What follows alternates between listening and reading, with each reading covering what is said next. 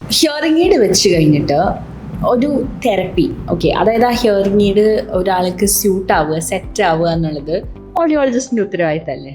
അതെ. അപ്പൊ അതുപോലെ തന്നെ ഡോണ്ട് യു തിങ്ക് അതിനകത്തുള്ള ട്രെയിനിങ്ങും ഇമ്പോർട്ടൻ്റ് ആണെന്ന്? കറക്റ്റ്. സോ ഈ ഹിയറിംഗ് എന്ന് പറയുന്നത് ഇറ്റ് ഇസ് നോട്ട് അബൌട്ട് എന്താ പറയുക, നമ്മൾ ചെവിയിൽ ഒരു ഡിവൈസ് വെച്ച് ജസ്റ്റ് കേൾക്കുക, അല്ലെങ്കിൽ നമുക്ക് ഒരു ലോസ് വരുന്ന സമയത്ത്, ഒരു ഹിയറിംഗ് ലോസ് വരുന്ന സമയത്ത് നമുക്കൊരു 5 അല്ലെങ്കിൽ 6 കൊല്ലം കൊണ്ട് അത് ഡിക്ലൈൻ ചെയ്ത് വരുന്നത്.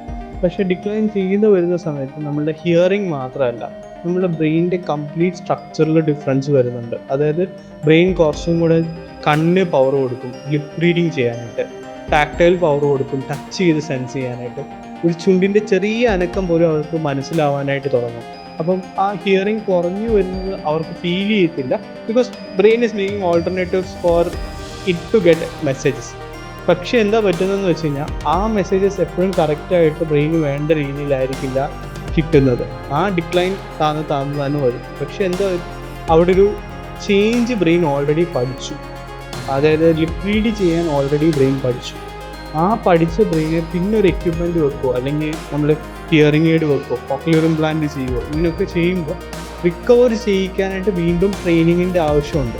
It is all repetition. നിങ്ങൾ ലിപ് റീഡ് പഠിച്ചത് എങ്ങനെയാണെന്ന് ചോദിച്ചാൽ റിപ്പീറ്റ് ചെയ്ത് അവരുടെ മൂവ്മെൻറ്റ്സ് കണ്ട് ബ്രെയിൻ പഠിക്കുകയാണ് ചെയ്തത്. അതുപോലെ തന്നെ തിരിച്ച് ഓഡിറ്ററി ഫോമിലേക്ക് മാറ്റാൻ പറ്റും, ബ്രെയിനിൻ്റെ സ്ട്രക്ചേഴ്സ് റീമോഡിഫൈ ചെയ്യാൻ പറ്റും.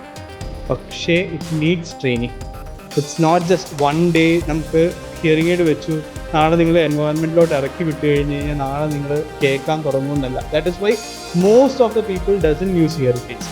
ഹിയറിംഗ് എയ്ഡ്സ് വെച്ചിട്ട് സാറ്റിസ്ഫൈ ആവാത്തതിൻ്റെ one of the major reason is അവരതുമായിട്ട് ട്രെയിൻഡ് അല്ല, അല്ലെങ്കിൽ അവരുടെ ബ്രെയിൻ അതുമായിട്ട് സ്യൂട്ട് ചെയ്യുന്നില്ല. അപ്പം നമുക്കെന്താ ചെയ്യാൻ പറ്റുമെന്ന് വെച്ചാൽ, നമ്മളിപ്പോൾ 2 സെഷനായിട്ട് നമ്മളുടെ ട്രെയിനിങ് സെഷൻസിനെ മാറ്റിയിട്ടുണ്ട്. ഒന്ന് നമുക്ക് കംപ്ലീറ്റ് റീഹാബിലിറ്റേഷൻ സെഷൻ.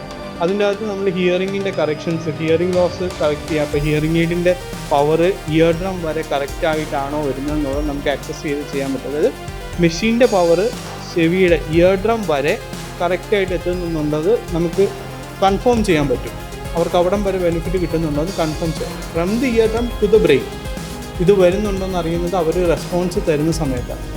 ആ റെസ്പോൺസസ് വേരിഡ് ആവാം. കാര്യം ഈ ഹിയറിംഗ് ലോസ് കാരണം തന്നെ അവർക്കുണ്ടാവുന്ന ആ റെസ്പോൺസസ് വേരിയേഷൻസ് ഉണ്ടാവാം. അത് തിരിച്ച് കറക്റ്റ് ചെയ്യണമെങ്കിൽ ട്രെയിനിങ് തന്നെ എടുക്കണം. അതിനാണ് ഓഡിറ്ററി വെർബൽ തെറപ്പി എന്ന് പറയുന്നത്, AVT എന്ന് പറയുന്നത്.